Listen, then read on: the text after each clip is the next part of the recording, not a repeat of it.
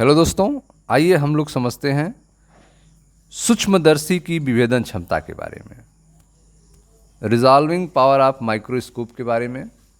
समझे ध्यान से। सूक्ष्मदर्शी की विभेदन क्षमता अर्थात छोटी तरंगदैर्घ्य के प्रकाश की आवश्यकता, छोटी तरंगदैर्घ्य के प्रकाश की आवश्यकता, या फिर कह सकते हैं आप सूक्ष्मदर्शी की विभेदन क्षमता। यहाँ पे आप देखेंगे कि छोटी तरंगदैर्घ्य के प्रकाश की आवश्यकता क्यों होती है, इसके बारे में हम लोग समझेंगे। सूक्ष्मदर्शी द्वारा, माइक्रोस्कोप द्वारा निकट स्थित, पास पास स्थित दो समीपवर्ती, दो नज़दीक नज़दीक वस्तुओं के प्रतिबिंब को अलग अलग स्पष्ट देखने की क्षमता को सूक्ष्मदर्शी की विभेदन क्षमता कहते हैं। सूक्ष्मदर्शी की विभेदन क्षमता क्या होती है? दो निकट स्थित समीपवर्ती वस्तुओं को, वस्तु के प्रतिबिंब को अलग अलग देखने की क्षमता सूक्ष्मदर्शी की विभेदन क्षमता कहलाती है। सूक्ष्मदर्शी द्वारा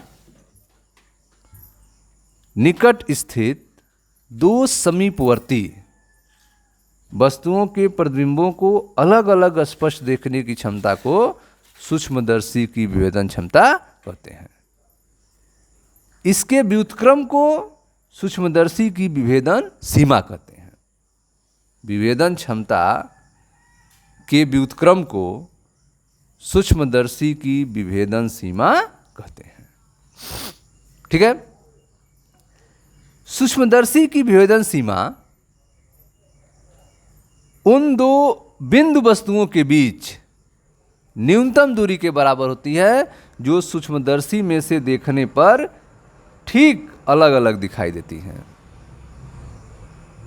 ठीक है। सूक्ष्मदर्शी से देखने पर जो वस्तुएं अलग अलग दिखाई दे रही हैं, उन दो वस्तुओं के बीच की जो न्यूनतम दूरी है उसी के बराबर सूक्ष्मदर्शी की विभेदन सीमा होती है। सूक्ष्मदर्शी से देखने पर दो वस्तुएं जो हैं अलग अलग दिख रही हैं, तो उन दोनों वस्तुओं के बीच की जो दूरी होती है वह सूक्ष्मदर्शी की विभेदन सीमा कहलाती है। सूक्ष्मदर्शी की विभेदन सीमा उन दो वस्तुओं के बीच की न्यूनतम दूरी के बराबर होती है जो सूक्ष्मदर्शी से देखने पर ठीक अलग अलग दिखाई देती है। ठीक है। अब जो है इसका मान प्रयुक्त प्रकाश के तरंगदैर्घ्य लैम्ब्डा के अनुपाती होता है। विभेदन सीमा जो है सूक्ष्मदर्शी की, वह यूज किए गए प्रकाश के तरंगदैर्घ्य लैम्ब्डा के अनुक्रमानुपाती होता है तथा किसी एक वस्तु से सूक्ष्मदर्शी के अदृश्यक पर गिरने वाली प्रकाश किरणों के शंकु के कोण के व्युत्क्रमानुपाती होता है। एक वस्तु से सूक्ष्मदर्शी के अदृश्यक पर गिरने वाली प्रकाश किरणों के शंकु के कोण के व्युत्क्रमानुपाती होता है। तो सूक्ष्मदर्शी की विभेदन सीमा जो है वह प्रयुक्त प्रकाश लैम्ब्डा के तरंगदैर्घ्य, जिसे प्रयुक्त प्रकाश तरंगदैर्घ्य लैम्ब्डा के व्युत्क्रमानुपाती होता है। सूक्ष्मदर्शी की विभेदन सीमा प्रयुक्त प्रकाश के तरंगदैर्घ्य लैम्ब्डा के अनुक्रमानुपाती होता है और सूक्ष्मदर्शी के अदृश्यक पर गिरने वाले प्रकाश किरणों के शंकु कोण के व्युत्क्रमानुपाती होता है। अर्थात सूक्ष्मदर्शी की विभेदन सीमा अनुक्रमानुपाती लैम्ब्डा व्युत्क्रमानुपाती शंकु कोण। यदि सूक्ष्मदर्शी में प्रवेश करने वाली प्रकाश किरणों, के शंकु कोण का मान 2 अल्फा हो। देखें ध्यान से फिगर, यह अदृश्यक है, यह वस्तु है और यह कोण बन रहा है अल्फा और अल्फा। तो यदि सूक्ष्मदर्शी में प्रवेश करने वाले प्रकाश किरणों के शंकु कोण कितना हो? 2 अल्फा हो, तब सूक्ष्मदर्शी की विभेदन सीमा समानुपाती लैम्डा बटे शंकु कोण, लैम्डा बटे 2 अल्फा। सूक्ष्मदर्शी की विभेदन सीमा समानुपाती लैम्डा बटे 2 अल्फा, जो बराबर होगा 1.22 लैम्डा बटे 2 साइन अल्फा के।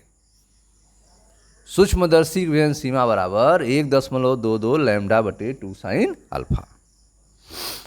अब यदि वस्तु और अदृश्यक के बीच वायु न होकर, वस्तु और अदृश्यक के बीच वायु न हो या अपवर्तनांक का द्रव हो, तो उस कंडीशन में सूक्ष्मदर्शी की विभेदन सीमा जो होगी वो हो जाएगी 1.22 लैम्डा बटे 2n साइन अल्फा, n शामिल हो जाएगा, 2n साइन अल्फा।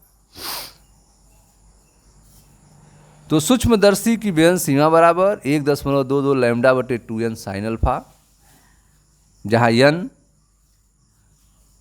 द्रव का अपवर्तनांक है, और यदि वस्तु और अदृश्य के बीच में वायु है, उस कंडीशन में सूक्ष्मदर्शी की विभेदन सीमा हो जाएगी 1.22 लैम्डा बटे 2 साइन अल्फा। यहां पर 2 अल्फा आप जो देख रहे हैं वह शंकु कोण है। ठीक है, तो यह था आपका सूक्ष्मदर्शी की विभेदन क्षमता, विभेदन सीमा के बारे में। सूक्ष्मदर्शी जो है वह समीप की वस्तुओं, जैसे बायोलॉजी की स्लाइडें, सूक्ष्मकण आदि को देखने के काम में आती है।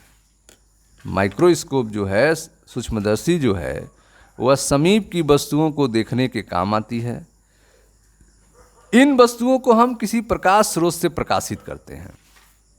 ठीक है, जो माइक्रोस्कोप वर्क करता है, जो साधारण माइक्रोस्कोप है, प्रकाश से काम करता है, उसमें नीचे जो है मिरर लगे होते हैं, उनके द्वारा इसको फोकसित किया जाता है। सूक्ष्मदर्शी समीप की वस्तुओं को देखने के काम आती है। इन वस्तुओं को हम किसी प्रकाश स्रोत से प्रकाशित करते हैं। सूक्ष्मदर्शी की विभेदन सीमा घटाने के लिए, सूक्ष्मदर्शी की विभेदन सीमा घटाने के लिए हम शंकु कोण को अधिक बढ़ा नहीं सकते हैं। सूक्ष्मदर्शी की विभेदन सीमा को कम करने के लिए हम शंकु कोण को अधिक नहीं बढ़ा सकते हैं। क्यों? क्योंकि इसके लिए हमें लेंस का द्वारक बढ़ाना होगा। सूक्ष्मदर्शी की विभेदन सीमा घटाने के लिए हम शंकु कोण को अधिक नहीं बढ़ा सकते हैं, परंतु हम लैम्डा का मान घटा सकते हैं। लैम्डा का मान घटा सकते हैं। जैसे एक साधारण प्रकाश के स्थान पर अगर नीला प्रकाश यूज किया जाए, देखिए ध्यान से, यदि एक साधारण प्रकाश के स्थान पर, यदि हम साधारण प्रकाश के स्थान पर नीला प्रकाश प्रयुक्त करके विभेदन सीमा घटा सकते हैं। ठीक है, साधारण प्रकाश के स्थान पर नीला प्रकाश यूज करके विभेदन सीमा घटा सकते हैं। दृश्य प्रकाश में न्यूनतम तरंग दैर्घ्य 4000 एंगस्ट्रॉम होती है। दृश्य प्रकाश में न्यूनतम तरंग दैर्घ्य लगभग 4000 एंगस्ट्रॉम होती है। और यदि दो वस्तुओं के बीच की दूरी इससे कम है तो हम उन वस्तुओं को दृश्य प्रकाश में सूक्ष्मदर्शी द्वारा अलग अलग नहीं देख सकते हैं। ठीक है, तो यदि दृश्य प्रकाश में न्यूनतम तरंग दैर्घ्य जो आ रहा है वो लगभग 4000 एंगस्ट्रॉम आ रहा है, और यदि दो वस्तुओं के बीच की दूरी से कम होगा, लैम्डा का मान 4000 एंगस्ट्रॉम से कम होगा, तो हम उन वस्तुओं को दृश्य प्रकाश में सूक्ष्मदर्शी द्वारा अलग अलग नहीं देख सकते हैं। इसके लिए इलेक्ट्रॉन सूक्ष्मदर्शी का यूज करना पड़ेगा। ठीक है स्टूडेंट्स, तो यह था आपका सूक्ष्मदर्शी के विभेदन क्षमता के बारे में। Thank you.